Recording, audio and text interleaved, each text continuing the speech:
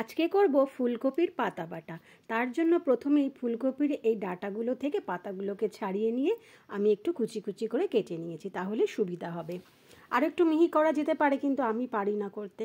তারপর কড়াইতে তেল গরম হলে পরে তাতে কালো জিরে আর রসুন ফোড়ন দিয়ে ওই পাতাগুলো দিয়ে দেবো। আমি কিন্তু পাতাগুলো একটু গরম জলে ধুয়ে নিয়েছিলাম আর একটু অনেকক্ষণ বেশ গরম জলে ভিজিয়ে রেখেছিলাম। তাহলে কি হবে, কারণ এখন ফুলকপিতে পোকা থাকে, তাই জন্য ওই ভয়েই আমি একটু গরম জলে ভিজিয়ে রেখেছিলাম।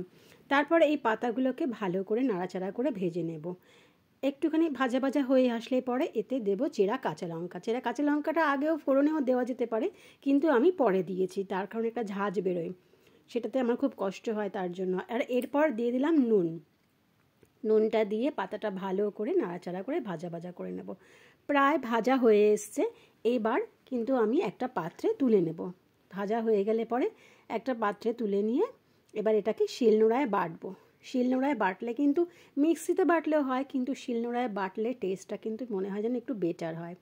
ভালো করে মিহি করে বেটে নিয়ে গরম গরম ভাতের সাথে এই ফুলকপির পাতা বাটা জাস্ট অসাধারণ লাগে। এই শীতের দুপুরে বন্ধুরা একবার অন্তত খেয়ে দেখবেন, ভালো লাগে। লাইক শেয়ার কমেন্ট করতে ভুলবেন না কিন্তু। টাটা।